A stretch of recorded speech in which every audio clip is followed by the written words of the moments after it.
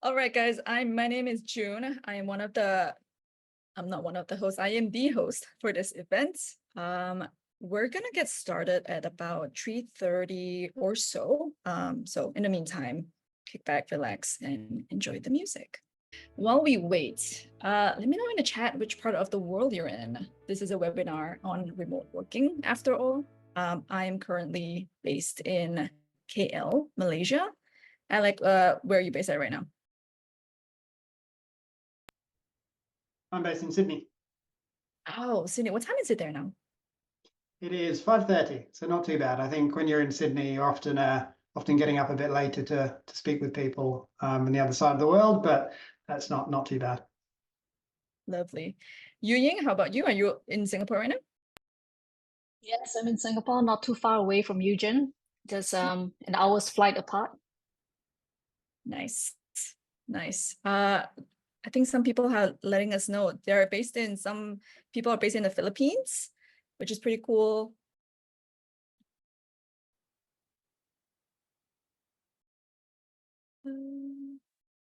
Cool. I think we're just waiting for a couple more people to join.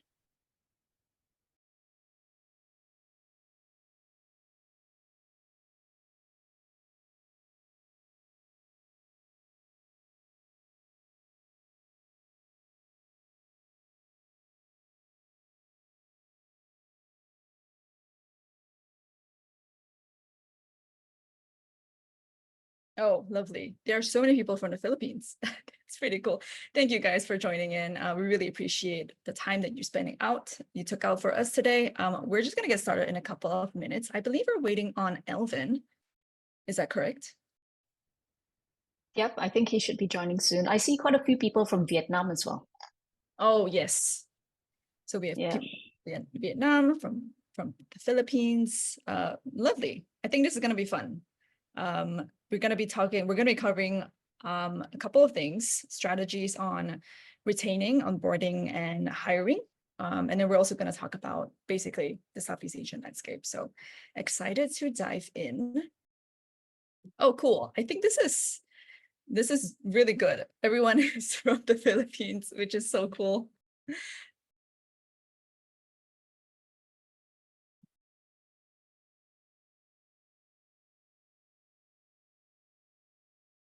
Okay, I see more people coming in. For those who just joined, welcome. We're going to get started in a couple of minutes.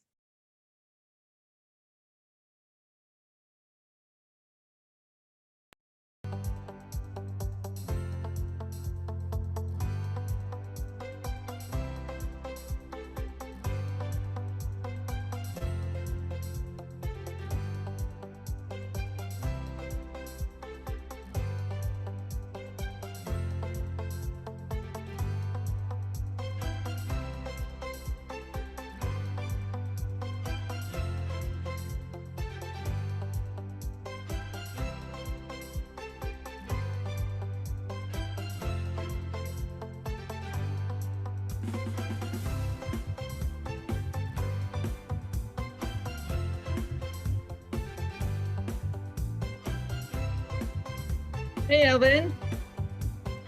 Hey, how are you doing? I'm so sorry for that. I was just on another call that overran. Don't worry about it. We were just talking about which part of the world we're all at. We have some people from the Philippines, from Vietnam, India. Where are you currently based in right now? I'm currently based in Singapore. In fact, I just came back from Indonesia. Nice. And then you were in Bali last week, if I recall correctly. Yeah. Nice. Nice, cool. I think we can get started. I'm sure more people will stream in, but we can just get started right now. And then let's kick things off. All right, welcome everyone to today's virtual webinar, Tapping into the Talent Pool at Southeast Asia, brought to you by Esevel, Veremark, and Multiplier. I'm your moderator, June, and I am really excited to dive deeper into building an effective remote team in Southeast Asia. Now, I myself work for a remote-first company. I'm a content strategist at Iterative, where I build content around startups and entrepreneurship. As I mentioned earlier, I'm based in Malaysia, but the company is based in Singapore. It's a VC firm. They're all based there. There are definitely lots of pros to working remotely, but there are certainly challenges as well, as I'm sure my panelists will agree. So today, I want to unpack all of that with my fellow panelists to hear, number one, what is the talent landscape like in Southeast Asia? Number two, the strategies needed to recruit, onboard, and hire the region's skilled workforce. We're going to spend the first 50 minutes or so diving into these topics. And at the end of the event, we will have a Q&A. So for the folks who are tuning in, please feel free to leave your questions, reactions, thoughts in the chat. We will get to them at the end of the webinar. Now, let's get to know our panel of speakers today. We have Yu-Ying from Esevel, Alec from Veremark, and Alvin from Multiplier. I would like for you guys to give an introduction of yourselves. Yu-Ying, maybe we can start with you. All right, thanks, Jun, and thank you so much for moderating this panel for us. So my name is Yu-Ying. I'm the founder of Esevel. So what we do is that we're an all-in-one IT platform. We work with companies such as 𝐲𝐸₀, Zendesk, and TransferWise to basically help them to manage their distributed teams across the Asia-Pacific region, right? In terms of their IT procurement, on and offboarding, hardware support, as well as device management and security.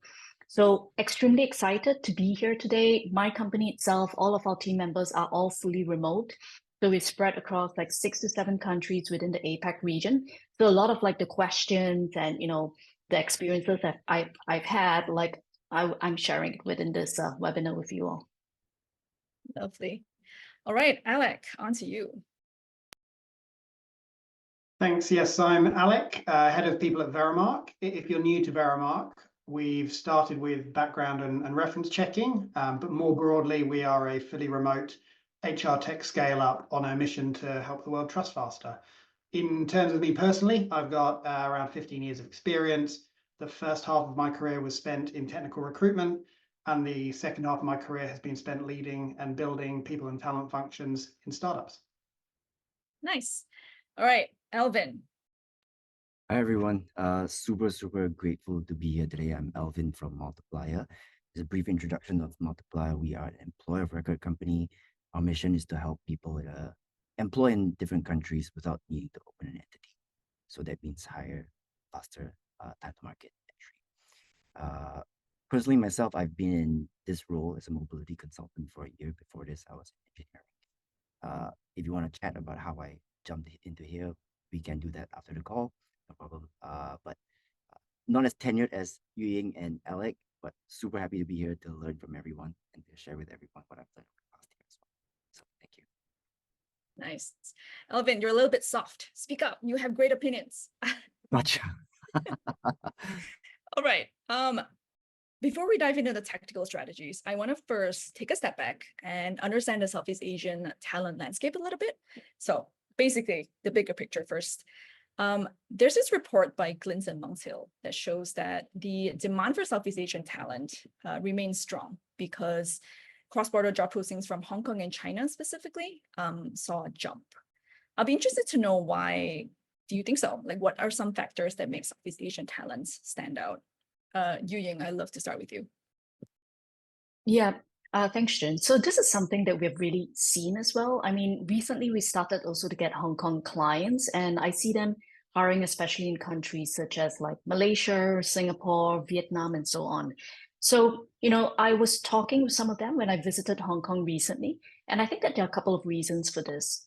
So one is definitely the cost efficiency, right, of hiring here in Southeast Asia, as opposed to like hiring in Hong Kong or other more expensive kind of markets. So from what I heard, you know, from clients and prospects I was talking to over there, salaries that they're paying in the Southeast Asian region can be as much as like 50 to 60% lower, right, than what they'll be paying for comparable kind of jobs in Hong Kong.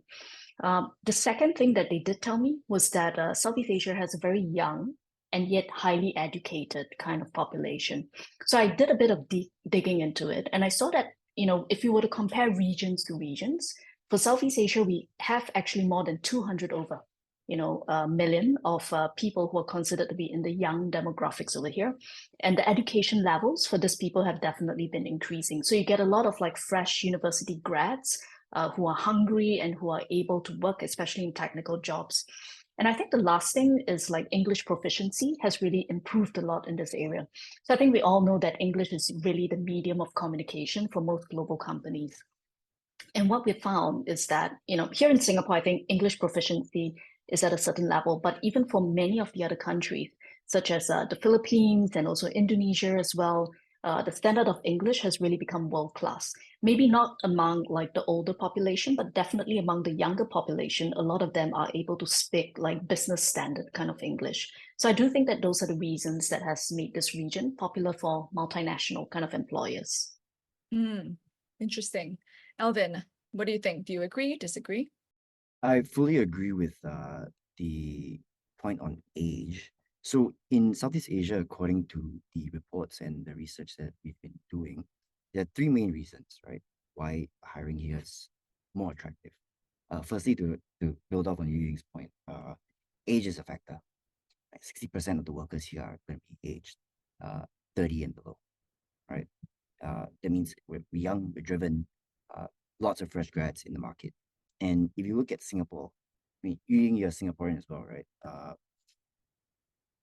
Retirement age here is just increasing year by year, right? So previously it was 65. I mean, that just implies that Singaporeans, or rather Southeast Asians in general, they're going to be working from a very young age, and they're going to stop working at a later age. So you have a big range to choose from, big talent to choose from, right? On the more macroeconomic point of view, if you think about the trade routes, right? Singapore is a natural fishing port, right? We see that a lot of companies, I mean, the only reason why Singapore is doing well is because of its geography, right? Whether it's e-commerce, supply chain, or financial services business, for example, right? These companies that have recently established themselves in Singapore, the main growth engine doesn't necessarily have to be in Singapore. They can be from larger populations like Indonesia, Vietnam, Thailand, Philippines, but they will always set up headquarters here, then go into those other markets, simply because of how things flow, right? And lastly, in terms of to build on that point, right, we have a growing middle class in the Southeast Asian region, right? This means that there'll be an increase in business opportunities, right? Growing middle class means higher income classes, right? This means purchasing power is going to be going up, consumer spending is going to be going up. That means that international brands will always choose to establish a presence here to grow their market, right? And that means more experience for Southeast Asians and more employment for Southeast Asians. What kind of makes us attractive to hire. Got it. So sounds like there's like quite a few factors, like economics. There is basically the working class, the population is another factor. So Southeast Asia definitely super diverse, and there are also lots of cultural differences. So when building a global team, there are certainly challenges. As I mentioned, Southeast Asia is quite diverse. How does this cultural diversity shape employee expectations, number one?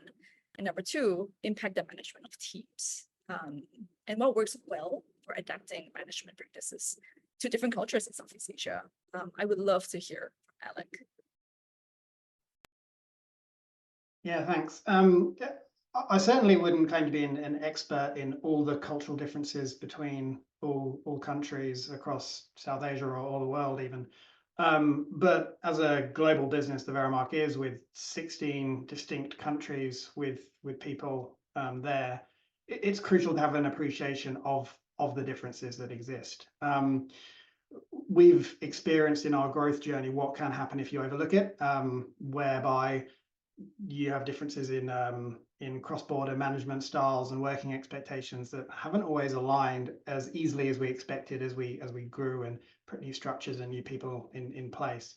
Having said that, while I think it's crucial to understand different cultural norms, I think it's also equally crucial to remember that we're all human and we're more similar than we are different. We all want to be treated fairly and with kindness. We all want to work in healthy, productive workplaces. And so the most important thing you can do as an organization, in my view, is to set your values and working principles and ensure your whole company is aligned to them. For example, if it is more common in one country to work longer hours than others, should you accept that because it's common in that country? Or should you ensure that all your people are treated consistently, whatever country they're located in? As another example, I'm a big proponent that managers specifically have an outsized role to play in organizational health and effectiveness, and that the principles of effective management are universal.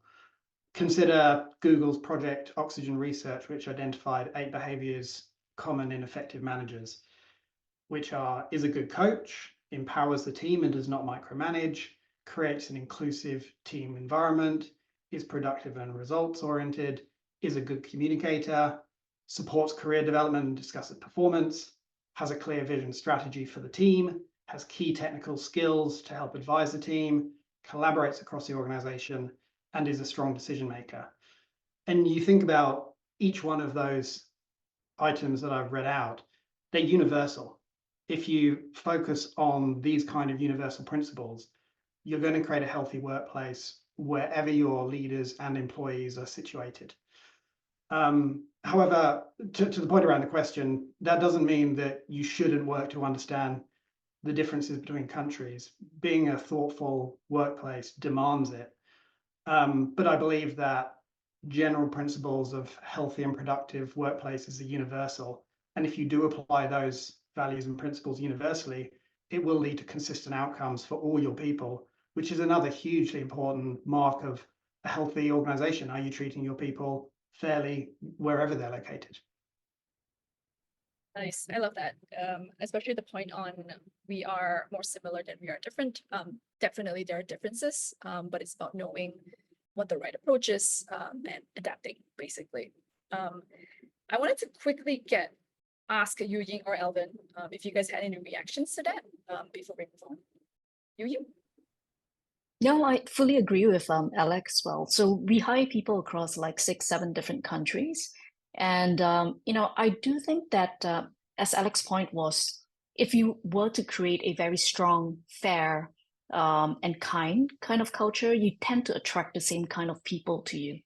So after some point in time, I feel that cultural differences makes less of an impact as compared to like the consistency of the kind of people that you tend to attract. So the culture sort of like builds on itself, right? And I think the very basis for that is exactly as Alex said, to understand in the first place, like what kind of culture you want to build up in the company and consciously recruit for people who reflect that kind of culture. Nice. Basically attracting the right people into your company. Alvin, I see you nodding quite a bit. Anything to add? Fully agree with what Yu-Ying and Alex said. And in fact, it's kind of one of my first times hearing about this universal standard to be applied to countries of different cultures, right? And it's very true. I mean, one thing that connects everyone is we're all human. So if you're able to kind of distill or factorize this kind of qualification standards, put them into a survey or an assessment for your yearly reviews, I think it's going to be very fair when you're hiring in diverse countries, right? Take Google again for an example. They're an international company. They, I guess, seem to be doing well, right? Listed company and everything. And they have a very, very diverse set of people in their organization. And probably why they're doing well is because of how they're assessing their people fairly and universally. Nice. All right. Thank you, guys. All right. I want to switch gears to talk about recruiting, onboarding, and retaining Southeast Asian talents. Now, I have a poll here, which I want to launch. Yeah, quick second. I believe it's this one.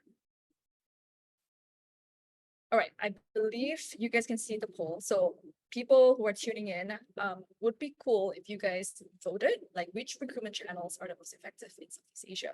Now, take your time because I'm gonna pose the same question to our panelists here. Yu-Ying and Alvin, let's talk about hiring. Which are the most effective hiring channels within your company and why? Yu-Ying, we can start with you. Yeah, for us, we have really tried out the whole gamut of like, avenues to hire.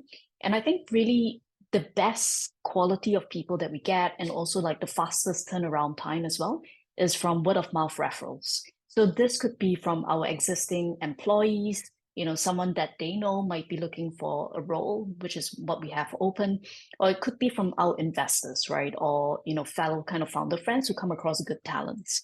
And I think the reason why that is so effective for us is because, our employees, our investors, they know the kind of culture that we have. And, they can pattern match as well. So when they see someone who would fit within our culture, they would recommend that person across.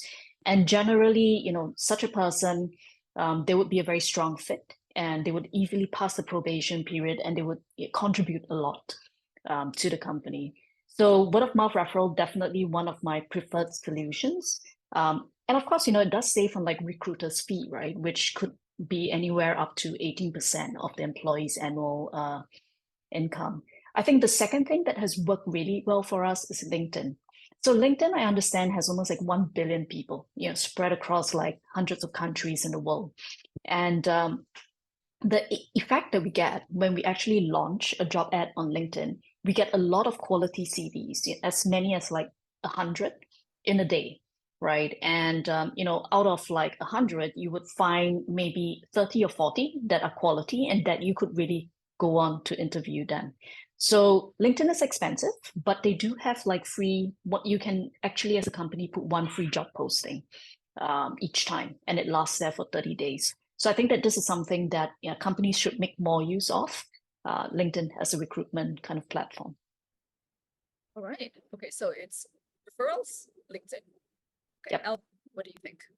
Fully agree. In fact, I was about to say the exact same thing, right? Here at Multiplier, we have a very, very attractive referral program. We're always trying to refer like-minded people here, and the payout to the employee only happens after probation. So you know that these hires are going to be followed.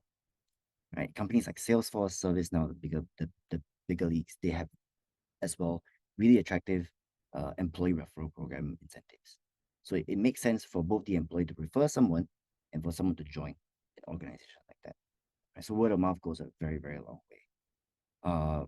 In terms of what I typically recommend to my clients that come to Multiplier, sometimes recruitment can be an issue, can be difficult to conduct. What we've done at Multiplier is we have this thing called a Talent Wiki. Right? In the Talent Wiki, you'll see that different stats, hiring stats in each country, hiring information, cultures, norms, payroll requirements in each country. And one of the stats that we have is number of people using LinkedIn in each country. In Indonesia, the number is as big as 24.7 million. Right? In Vietnam, about 6.8 million. In Singapore, 3 million. Right? Half of our population uses LinkedIn.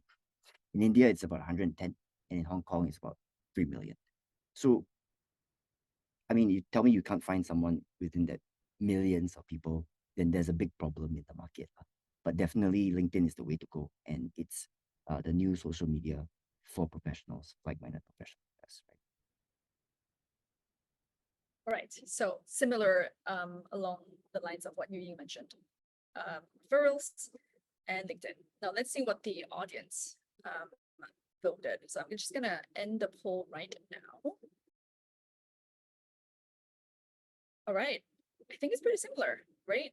82% is LinkedIn, about close to 50% is referrals, and then the rest, of course, agencies, job boards, and social media platforms. So very similar. I did want to call out something that Azra mentioned, who left a comment in the chat where he said, he or she, I'm not sure, I'm so sorry if I said the wrong gender. This person said the top recruitment channels, it really depends on the level of the job. So low to medium, you can use most of these, but for senior management, it's only true word of mouth. I'm a she. Azra, I'm so sorry, she. But thank you for commenting. All right, I want to switch gears a little bit to talk about, since we're still on the topic of hiring, when we're hiring internationally, conducting verification checks is widely recognized as essential. Throwing this question to Alec, how does Veremark implement this practice, and why is it considered a crucial step in the recruitment process for companies? Yeah, it's funny because if you think about talent professionals working in the industry, if we're honest, a lot of the time verification checks are usually viewed as a tick box compliance exercise. When we're at the point where we want to run our background checks, we've essentially already chosen who we want to hire, and we want the background checks to come back quickly so that we can complete the hire and not have to revisit the hiring process. Of course, it's crucial to have the controls in place to identify people who have not been truthful through a hiring process, and all the associated risks that may come with that, depending on the nature of it. But as a talent professional, you are generally not thinking about those risks. You're really thinking about getting the person onboarded and the hire closed. The good thing with Veremark is that our solution achieves both. We are a technology company focused on streamlining background checking. For example, we integrate with a large number of leading HR systems and applicant tracking systems, so background checks can be ordered easily through the hiring onboarding flow. We've launched a blockchain solution which facilitates instant verification by enabling candidates to own, manage, and share the results of previous background checks. So you don't have to repeat the process each time. And we have recently launched instant employment checks in many locations, whereby we check tax records to give instant results, which circumvents the traditional approach of contacting past employers to verify employment records. So Veremark both mitigates those risks of hiring people who may have been dishonest through a hiring process, while also ensuring that process can be as seamless as possible, so that we can ultimately enable people to get people hired, onboarded, and successful in their roles. Nice. So basically, streamline it, make it easy, make it less bad. Because I do know that cross checks, people do backdoors. It can take quite a long time. So thank you. Yeah. All right. Moving on from hiring, you've hired a person. Now you want to onboard this person. Now, onboarding is definitely a crucial step because it is the first time an employee, it's their first day, But the transition to remote work has definitely complicated this process because it's virtual. Yu-Ying, could you share some best practices for successfully onboarding remote employees? Yeah, thanks, Rin, for the question. So, I mean, definitely true. It has made things a lot more complex. So, there's this concept of ASEAN, right, here in Southeast Asia. But ASEAN is really not like the EU, where you have one common kind of like customs zone. So it is still many, many different zones here. It consists of like 11 very different countries with like different languages and customs duties, of course. So a lot of our customers, they actually have teams across multiple Southeast Asian countries. So it could be like 50 people in Singapore, 20 people in the Philippines, 30 people in Indonesia, and so on. So what that means for them is like the nuts and bolts of actually onboarding those people, procuring their devices, supporting their needs when they're overseas, as well as like offboarding those people eventually. It all becomes very difficult, right? Because you can imagine with 20 people in the country, you're not going to hire an IT manager there to assist them with those things. So what we've seen companies successfully do is that they approach onboarding in a very methodological kind of way. So they have to provide a buffer time from the time that they decide to procure a device to the time the person's actually onboarding in order to cater for any possible delays in between. That's number one. Number two, when they buy the laptop device, which is really what you need to get this person productive, right? They should avoid like international shipments because of customs issue and buy it from local authorized kind of resellers. That could be quite difficult to do in some countries because of like language issues. And the third thing is that when they actually onboard the person, when the day that the person's actually joining, they usually have some sort of IT automation software to take care of things such as like setting up the email accounts, giving access to different SaaS applications, putting the security policies and configurations. If they do not have this IT automation in place, what's going to happen is that they're going to spend 4 hours like remoting in, helping this person to do various kind of configurations. And quite a few of those things may actually be done incorrectly, which means that they have to spend even more time to do it. So for a lot of our larger clients, it actually takes a dedicated team of like IT people and HR people in order to get all these things done, and a lot of collaboration from people in those countries as well. So many startups and a lot of like SMEs do not have the resources to hire a dedicated team just to handle these kind of things. So what they do is that they turn to us. So we have an all-in-one platform where companies can come to us and basically do things like procurement across all the different regions, as well as like onboarding, making sure devices get to them, email creations, as well as SaaS application management. So basically the provisioning of the laptop, as well as like support and offboarding. So the full life cycle of IT for someone who is remotely based. So once those kind of nuts and bolts are taken care of, what I've seen the really good companies do, those with like low turnover rates, is that they really focus on the human aspect of onboarding, right? So that is, they really make sure that there's a proper meet and greet for that person. Like within the country, they can do it with local employees, or they do it virtually with like remote team members. And another thing that they do as well, which we are putting into practice in our own company, is a very detailed 30, 60, and 90-day kind of like roadmap and plan with like exact actions that this person has to take.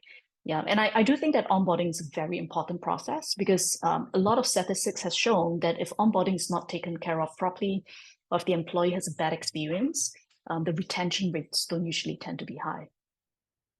Yeah, it's kind of like first impression, right? Just like what kind of impression do you want to make? If, like what you mentioned, if you have a really clear plan for people, if all of the tech stuff are solved, people are more happy. People naturally will be impressed, I suppose. Yeah, it's the initial evaluation period. It's evaluation both ways, for the company to the employee, employee to the company as well. Yeah,